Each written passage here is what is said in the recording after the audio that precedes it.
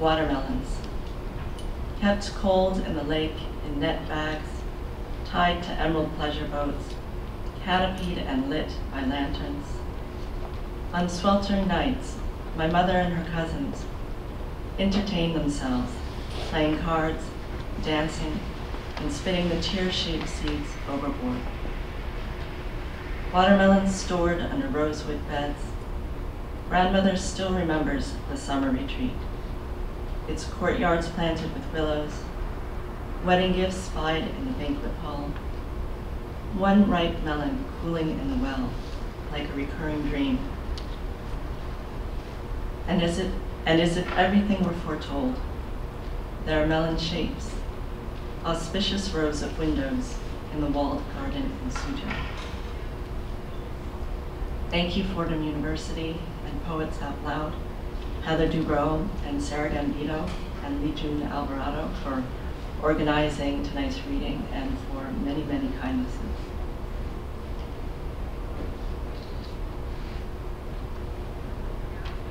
Aerogram. I think aerograms are obsolete now. They were sheets of airmail paper that you could fold and seal like an envelope. And there's a story unfolded in this poem. Aerogram. The china blue of the window shade, drawn afternoons against the sun. I first encountered you in a letter mother held in her hand. Thin sheets of paper rarely seen now. Sky blue as if let in the window and crowded with what I know to be your writing. Minute characters and ballpoint, impressing on anyone the cost of being left behind and alone.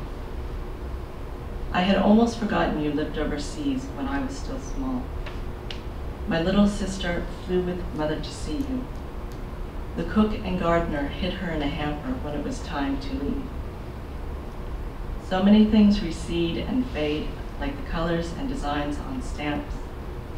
A nearly weightless letter, its sender.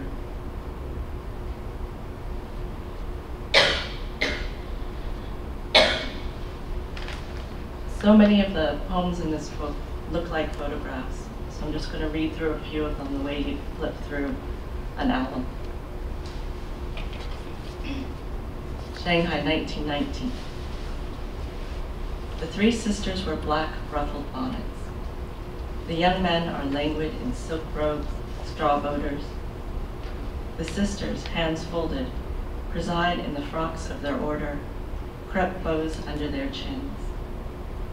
The pretty one has her hair parted, her face is an oval. Impish on the grass in a row of 8 sons by the first wife, my grandfather on the right looks surprised. He must have known his aunts by their skirts, an eclipse as they went gliding past him. Then too much brightness.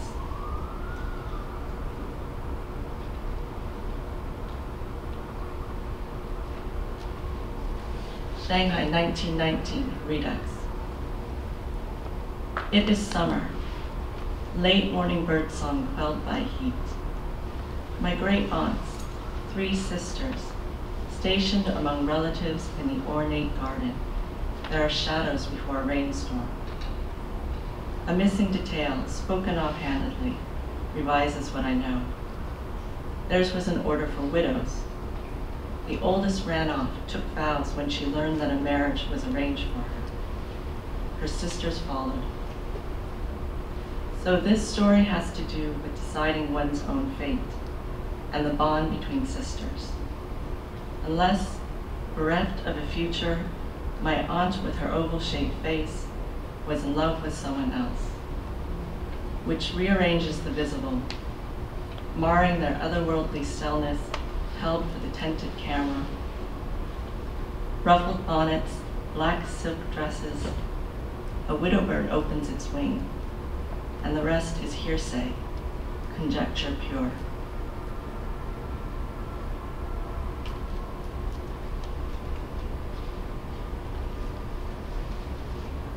Augury.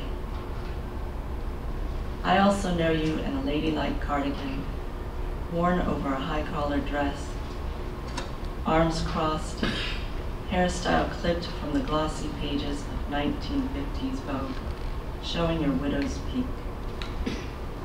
You pose with an unknown couple, the men in soft shouldered suits, your sherbet-colored sweaters mother inherited at 15. A snapshot I study the way a seer studies a sparrow's hollow bones, like the heads you leave on a banquet plate without apology, circulating among your guests. How is it you are tight-lipped and I soft-spoken?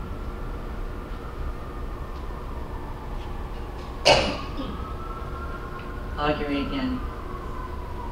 There are a lot of do-overs in this book. Tell me something about the future. My mother's tortoiseshell combs lie sideways in a drawer next to her wristwatch and bamboo knitting needles. This comes back now with the indoor geranium's velvet leaves. Tired of waiting, an infant, my brother, crawled into a cardboard box to sleep with a litter of kittens, each one a ball of yarn. I have enough longing to fill a Song Dynasty tea-bowl, glazed a shiny brown and black. Its hare's fur pattern, my own tulip mania, predictable as the weather. My brother is here tonight. I hope he's not too embarrassed.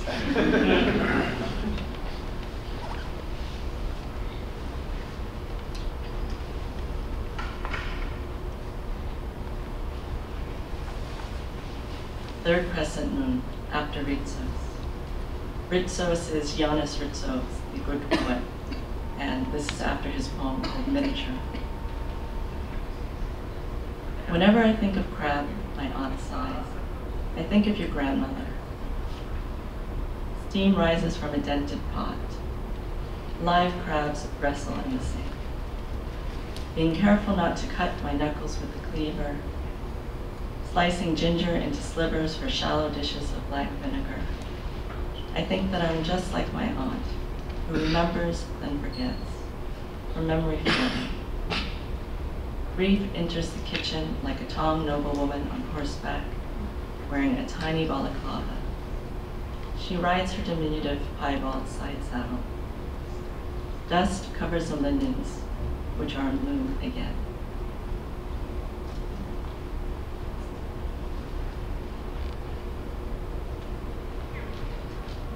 These are for my fellow travelers.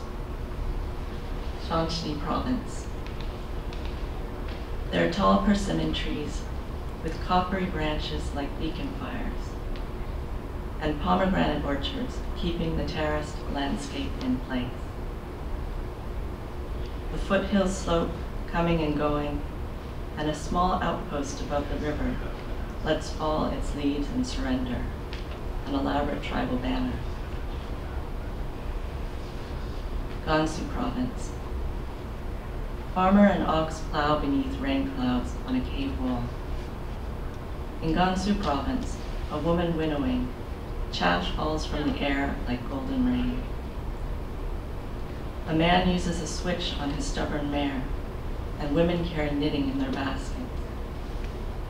The sawtooth mountains are identical to blue-green stylized ones a pilgrim progresses through, zigzagging on a cave wall, so that I see myself in the unpainted places.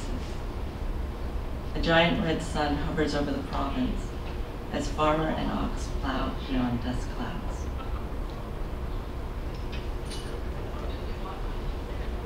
Urumqi. You say your country is the shape of a rooster. Your province is near the tail. Baby camels in a wild herd stumble over the scrubby face of a dune. Your father is a retired official, your mother one of many sisters. Your son drinks a glass of milk for breakfast, 5 apricots in it like winter suns. Girl resting on a camel. Desert brightness and distance, like the white earthenware body of a tom camel, a girl resting on top, wearing a tunic over pants and high soft boots, riding between 2 shaggy humps in the valley of a dream. She sees her parents' house, where apricots litter the orchard. Sure-footed, her camel carries her weightless soul, accustomed to the glare and gravel emptiness it takes to arrive anywhere, an eternity.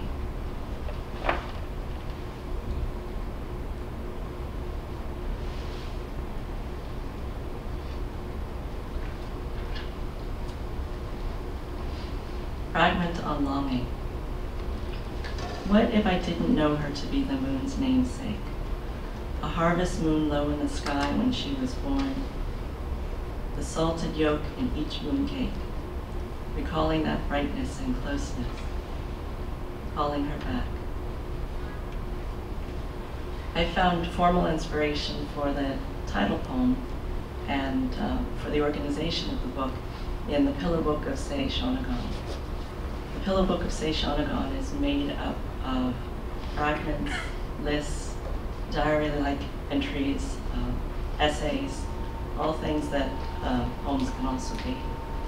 I was also inspired by Kumiko Han's beautiful book, The Narrow Road to the Interior, where she revitalizes, re-inhabits, revivifies the Pillow Book of Sei Shonagon. So here's what she has to say about the form that Sei Shonagon used, called the Zuihitsu. With or without fluency, I can still love the Zuihitsu as a kind of air current. And what arises is very subjective, intuitive, and spontaneous. Qualities I trust. Also a clear voice. So I thought I'd read a poem of Kamiko's by way of introduction.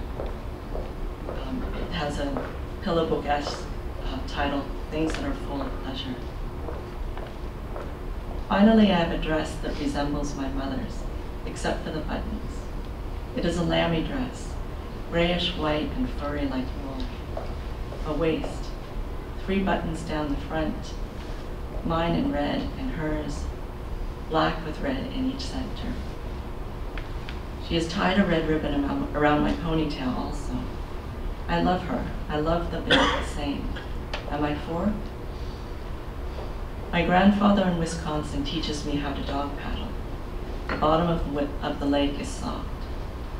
Pine, leaves, rose, hedges, stem. Dad shows me how to wind wire around tiny pine tree branches. It is 5 years old, but only a few inches tall. We collect new moss to cover the roots. The smell of hibiscus, gardenia. I think of my grandmother. I think of mango trees. My first husband speaking street Spanish. My second husband taking my hand and guiding me out of the rough ways I'd gotten myself into. Once on the beach, the hot air, the hot towel. My third husband. My daughters, home before midnight and in their beds. They each come in quietly and kiss me goodnight. I tell them sticks, feathers, string, mud. They understand. I'd like to thank Cornelius Eady and Beth Frost and Heather Tarter and Fordham University Press for the unexpected pleasure that is this book. I'm very honored to be part of the Poets Out Loud reading series and part of this wonderful book series.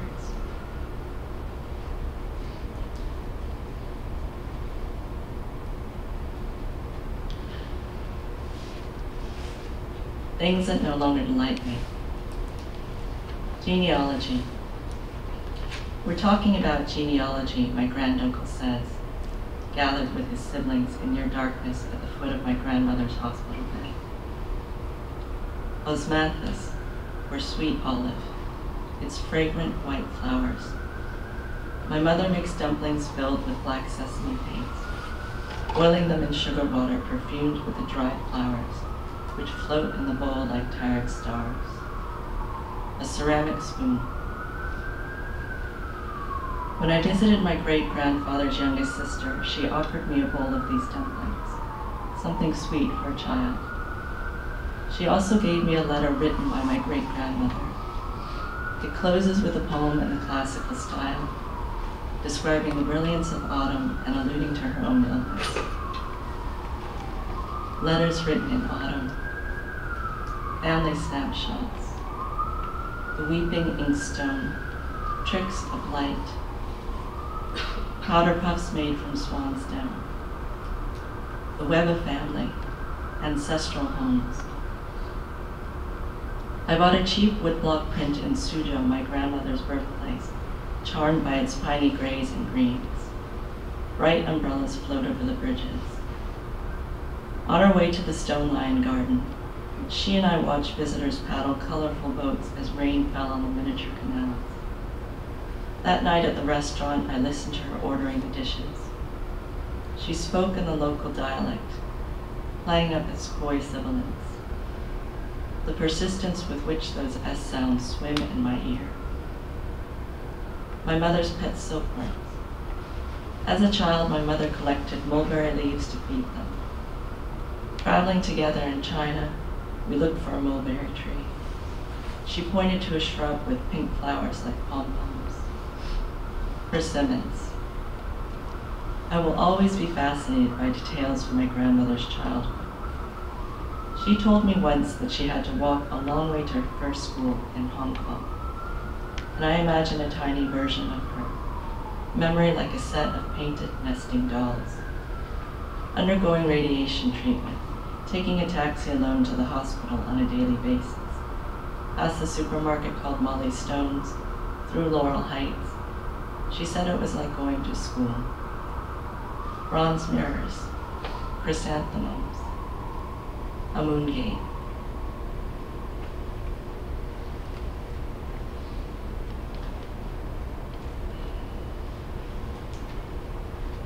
I'm just going to read two short ones, and then conclude with the last poem in the book. And I'd like to thank my mother, who's here tonight, for her stories. Animism. A water jar guards the concrete step. Beyond the open kitchen door, Ah Quen, standing over a creel from the night market, carves my grandfather's dying name, copying it stroke by stroke onto the mosaic dome of a live turtle's back, moss and more turtles wriggling at her feet. Now, like smoke, thread trails from a needle stuck in the candle end, you recycled as a pincushion, nothing wasted. Panic-stricken, you once went with her to burn incense at the Buddhist temple, succumbing to custom. I know better than to ask again how it was done. The story goes she was sorrowful enough to set them free, carry them to the river.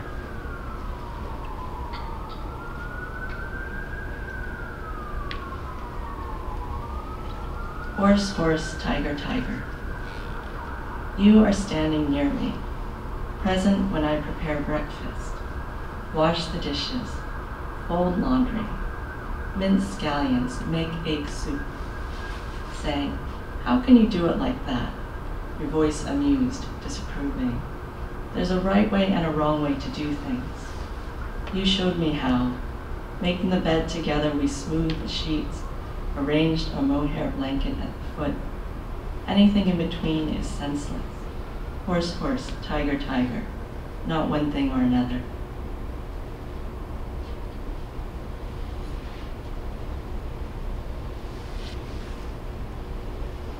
To leave Ontaku.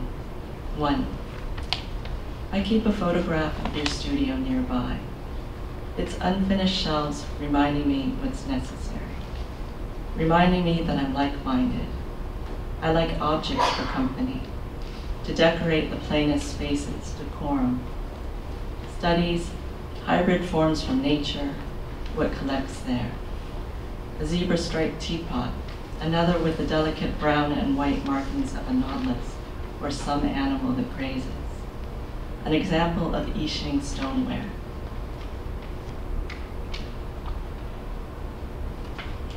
There are patterned shapes like an urchin's, a small opening where the animal made its exit, and blue spherical orbs, a lonely eye or a battered planet stopped in its tracks. 2. Still, as if without a center of gravity, it lost its way, its orbit lost, thrown by grief from a system. I amassed details, jade bracelet, her animal print dresses, an oval coral cameo, and the silver lame shoes like sparkly fish. A little bit of time and you can solve all your problems, I've heard you say. Winter evenings in your barn studio, listening in the gloom to the radio's drone. You tinkered with models from your brother's youth, piecing balsa with rice paper. You made submarines and skipjacks. The sleek hulls and masts grew into ethereal fins from your compulsion. Here I am addressing another you. 3. I collect postcards, a small reproduction in color of a luminous fish, its amber and orange markings. Postcard of a barn, stranded in this field of light, amber and ochre on all sides. Inside its belly, the rough-hewn walls resemble your studios. My window overlooks a meadow the barn overshadows. All season, I've collected names for things I'll lose. Monarch and loosestrife, dragonfly like a biplane, goldenrod, the peaked cap the court official wears bowing, yellow denoting earth and east in the old cosmology. The russet apples hold on to the ornate branches and refuse to fall.